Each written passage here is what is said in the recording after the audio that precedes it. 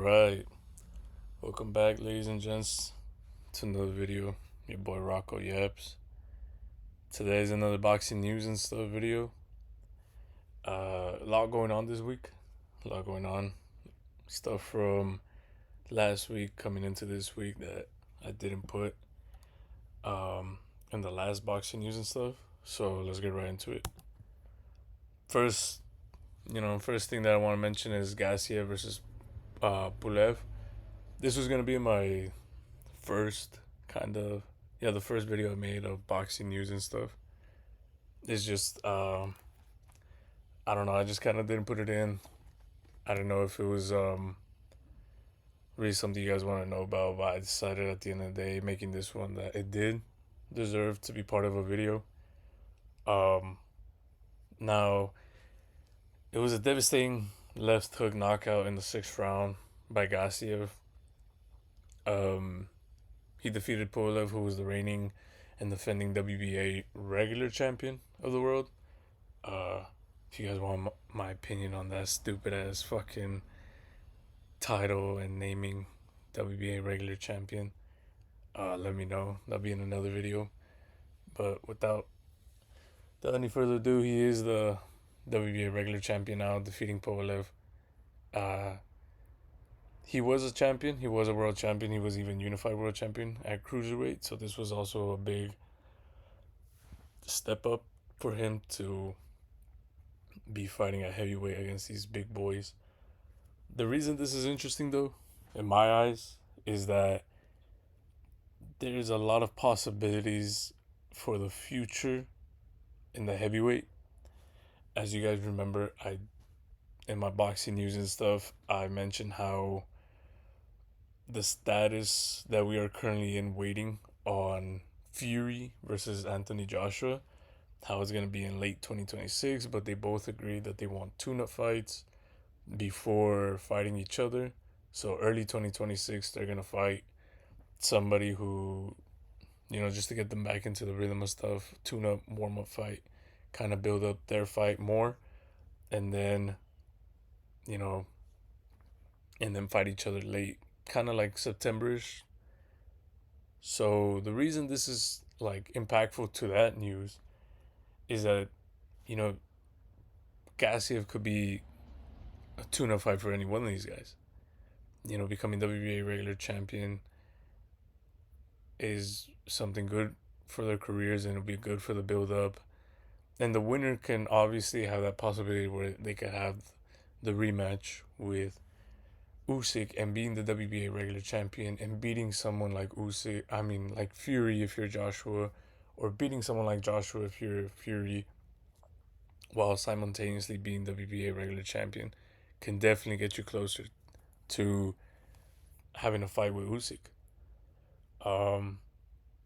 And as like a side note thing, there's also, depending on Joseph Parker's band, as you guys may or may not have known, he got popped after the Worley fight, not for steroids but for consuming cocaine, and so we don't know how long his ban from the sport is gonna be, but if it is around that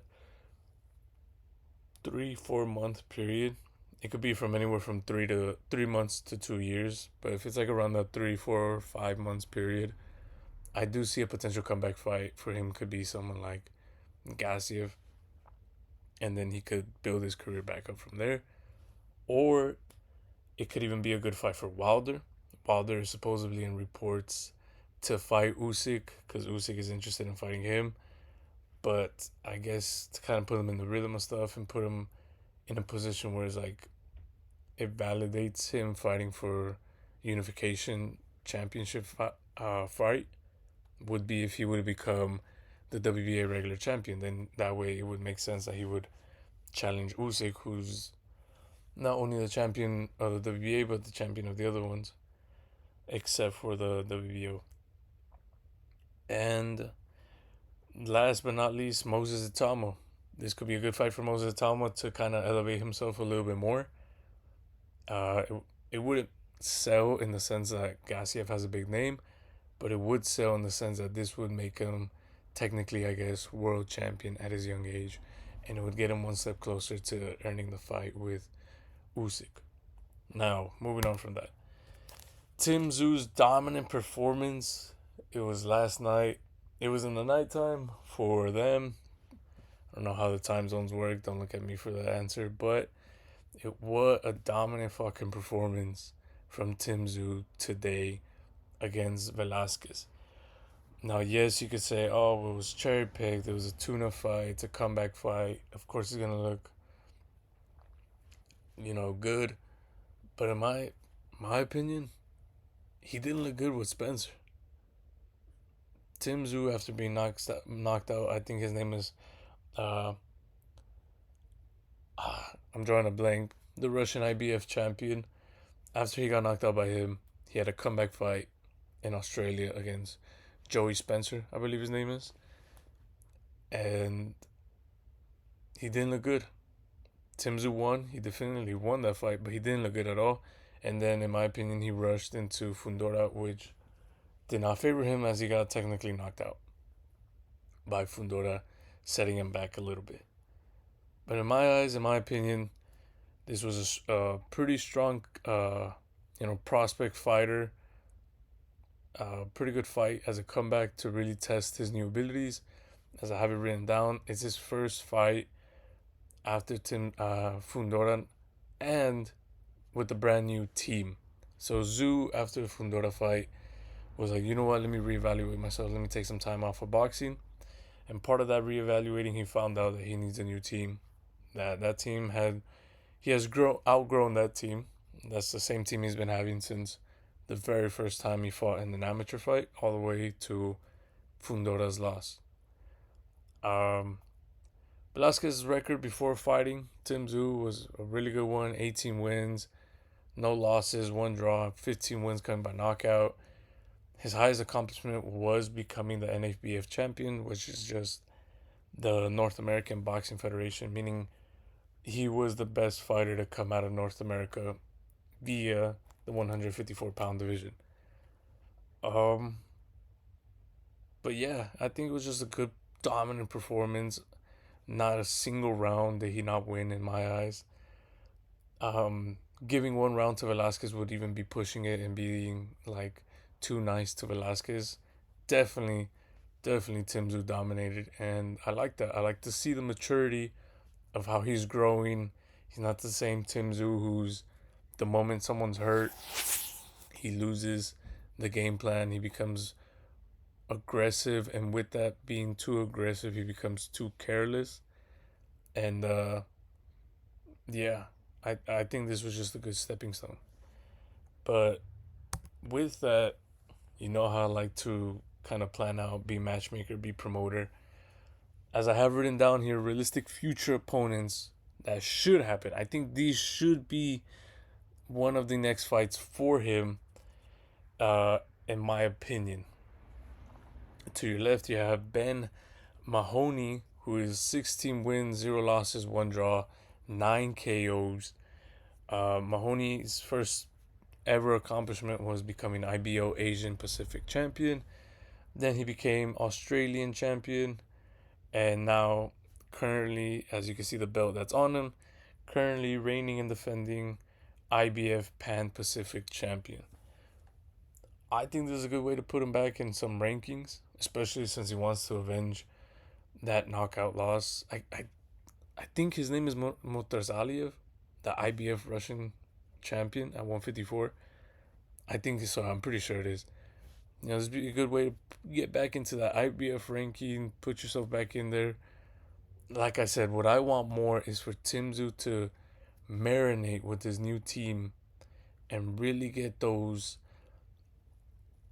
fights in together, that experience of being in fights together, and Tim implementing in fights his new style of being more disciplined, using the jab more, that beautiful up and down, like body, head, body, just going upstairs, downstairs, not knowing where he's going to hit, that he was doing to Vasquez, trying to solidify that more in his game plan. And I think someone like Ben Mahoney in Australia, Tim Tszyu and him could fight for that belt. To your right, you have the second option, in my opinion. His name is Mouse Dyer, I believe is how you pronounce it. 15 wins, 4 losses, 1 draw, 6 wins by knockout. Um, his first accomplishment was World Boxing Foundation in Australia, and then he became IBO Oceania Oriental, Orient, my bad, and then he became IBO International, and as of right now, he's currently the Australian champion.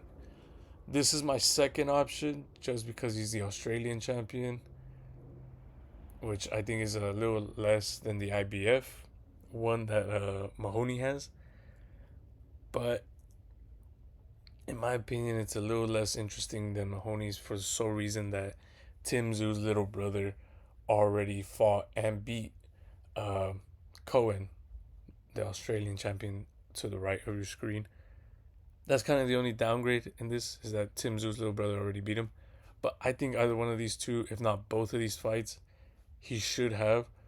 I think Tim Tszyu should be aiming at 3 fights next year, and none of them having to be against world champions or top 10 contenders like Virgil Ortiz, um, Boots Ennis, people of that nature. I don't think he should be facing any of those guys just yet. I think, like I said, he should be marinating with his new team and the new skills and fighting style that they're trying to have. I think both of these fights are good fights for him to have in Australia. Um, yeah, but 3 to 4 fights next year is what I think Tim Tszyu should be looking at. But I do have realistic future opponents that could happen for profile reasons, in the sense of trying to get Tim Tszyu back into that conversation of big fights and being recognized as one of the top guys at 154. To my left, I have my first option, Erickson Lubin, sitting at 27 wins, 3 losses, 0 draws, 19 by knockout in his victories. The reason I put this is that he's still a respectable guy in the division. He's one of those guys that, unfortunately for him, are becoming like stepping stones for other good fighters. To like if you want to see how good a fighter is, put him against Lubin. If you could pass the Lubin test, then we're on to bigger and better things. If he can't pass even Erickson Lubin, then he should reevaluate himself, go back to the drawing board, and start again. That's kind of the fighter Erickson Lubin is starting to become in his career, unfortunately for him. But he just had a devastating loss to Virgil Ortiz. I think it was like first round knockout or second round knockout. Yeah, I think it was second round knockout that he got knocked out by Virgil Ortiz. So he needs a fight. He needs a fight. Uh, like I said, realistically, Tszyu fights uh, Cohen Masdauer, then he fights Mahoney, and then his third and possibly last fight of 2026, it could be against like someone like Erickson Lubin, if Lubin is still around during that time. Or he could have a fight with someone like Mahoney and then go straight into Lubin to kind of build himself back.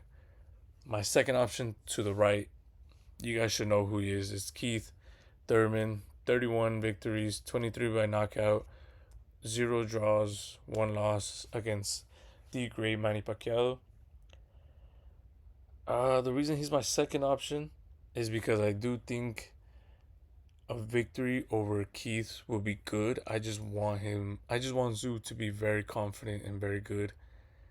Like I said, just marinated into training and fighting with his new team and new style before he gets in the ring with someone as tricky as Keith Thurman. But the reason I do have him as an option is that he is a good name to have in your record if you could beat. He is a high profile name that could push him back into the top 10 conversation at 154. And plus, they had a fight scheduled already, like 2 years ago, for Tim Tszyu's WBO belt. It was going to be his first title defense. And it was scheduled against Keith Thurman. But Keith Thurman had a bicep injury. I remember he had a bicep injury. And that's why that fight didn't happen. And then it ended up replacing Keith Thurman with Sebastian Fundora. And we all know how that fight went. And, but yeah, And then also you have to remember Keith Thurman was scheduled to fight Fundora this year, but Fundora ended up saying that he had an injury during camp, and that elongated the possibility of this fight, if it even is still gonna happen. But Thurman doesn't have a dance partner right now, and I don't think Thurman is willing to fight a risky battle unless it's against a guy that has a respectable name and that could bring in good money, or has world championship belts. So that's why I think that these are still realistic opponents that can happen, but more because if Tszyu and his team want to be like, maybe we should get some high profile, good fights to push us back into the stratosphere instead of just having 2, 3 fights against Australian and Asian level fighters. Moving on to the news of Crawford's retirement. Yes, Bud Crawford is supposedly officially retired. He is one of those men where you could take their word. He is shown time and time again to be a man of his word. But this is boxing. Nothing is confirmed. Not in the fights and not in the ring, not outside the ring. Fighters say they retire all the time and they come back either for another professional fight or they come back for exhibitions. But nevertheless, you can never really trust the boxer to 100% stay out of the ring. I mean, look at Mike Tyson, fucking 60 years old, came out of retirement to fight 28-year-old Jake Paul. You know, shit happens. But just in case you guys didn't know or you guys forgot, I do have the list of everything Bud Crawford has achieved in boxing that has given him status for me as to be one of the greatest to have ever laced up a pair of gloves. 135-pound WBO world champion. That was the first division Bud ever fought in, even, and became champion in. 135-pound WBO world champion. Moves up, becomes 140-pound undisputed and ring world champion, while simultaneously also becoming the first undisputed male boxer in the 4-belt era. So that's already something of legacy and of history that he already implemented in his career. You know, being known as like, who is the first man to be undisputed in the new era of the 4-belt?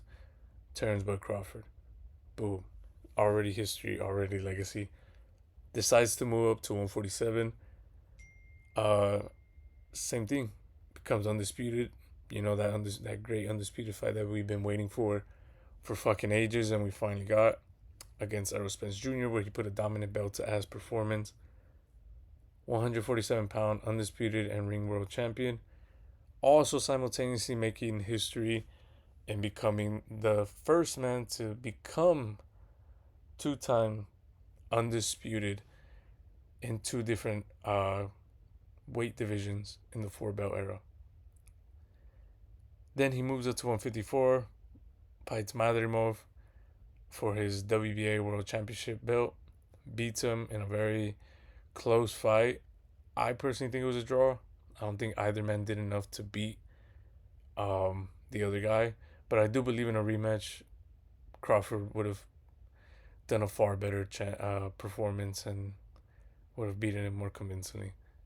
So, and then we have the infamous skips 160, goes straight to 168, and goes straight into fighting Saul Canelo Alvarez for his undisputed and ring world championship titles, which he did beat him and take them, simultaneously becoming the first man to become 3 times undisputed in the 4-belt era in 3 different divisions. And as you can see, he's a 5-division world champion, 3 times undisputed in 3 different categories of weight.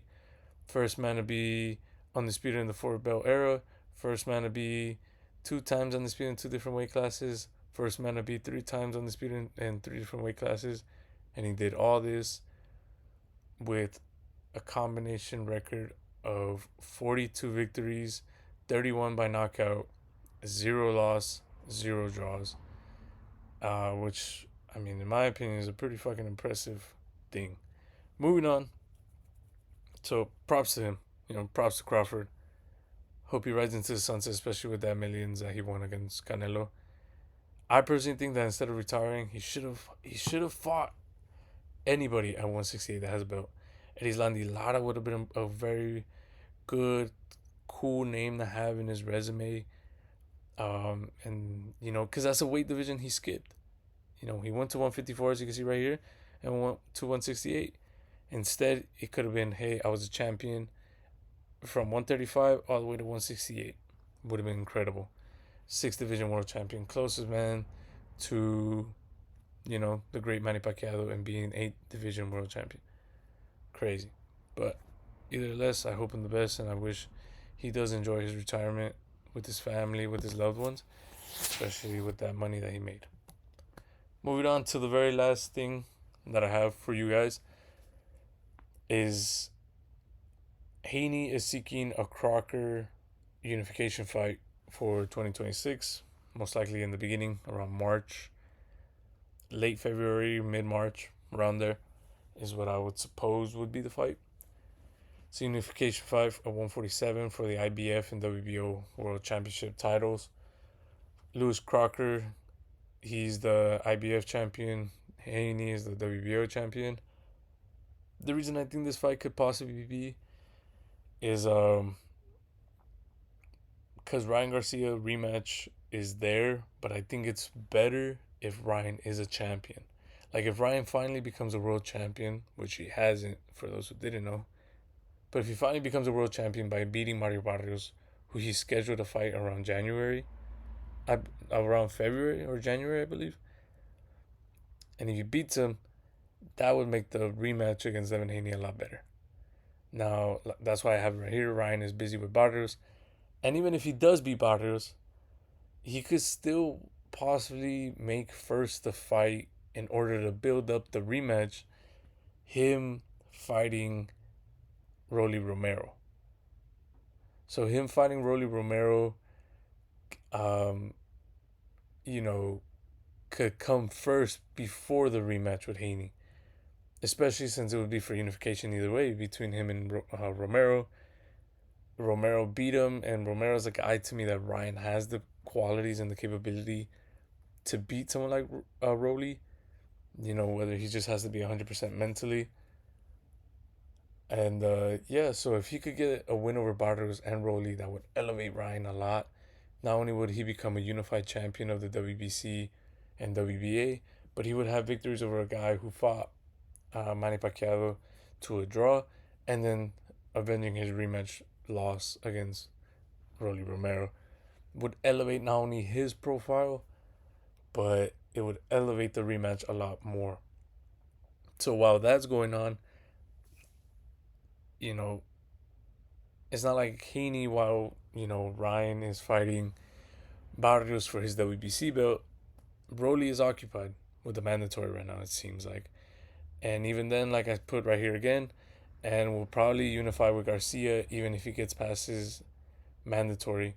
It's most likely he would fight his he would want to fight Garcia first instead of Haney.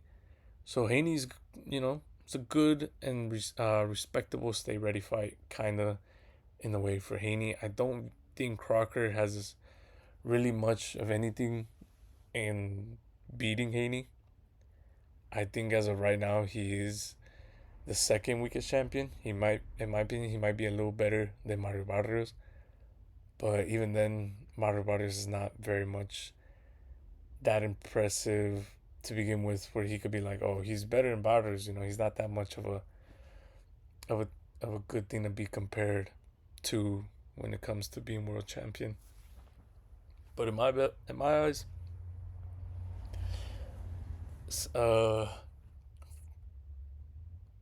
while Ryan is fighting, Mario Barrios, Haney fighting Crocker would be very good. And if after beating Barrios, he goes to unify with Rolly instead of Haney, while Garcia and Romero are unifying, a good stay ready fight to build profile and to elevate the rematch would probably be against Conor Benn. You know, Conor Benn's already been talking shit. Plus, Conor Benn wants to be world champion. Plus, Conor Benn saying that he wants to come back to 147. You know, so Haney having two fights in the UK. You know, one for unification against Crocker for the IBF belt and then the WBO belt.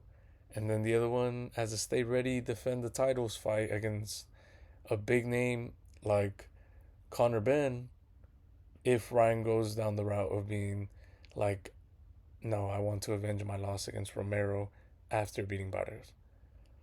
And I mean, if they go down that route, it only elevates the rematch a lot more, especially if they could come out victorious. Haney defends his two belts against Conor and he wins.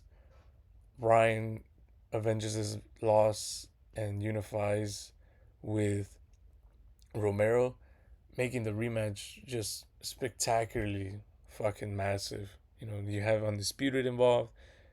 Ryan would be on a generational run in the eyes of the casuals and a decent run in the eyes of the hardcores, beating someone like Barrios, becoming champion for the first time, becoming champion, a unified champion for the first time, and avenging his loss against someone like Romero. You know, it will just elevate the whole fight. But that's just my opinion, in my humble opinion at the end of the day. Thank you very much, guys, for tuning in once again to this video, taking the time out of your day to listen to me fucking yap. But nothing more, nothing less. I hope you guys liked this video. Make sure to subscribe if you are new or aren't subscribed. And make sure to check out my other videos. And let me know in the comments if I am right or wrong in some of these things that I've said.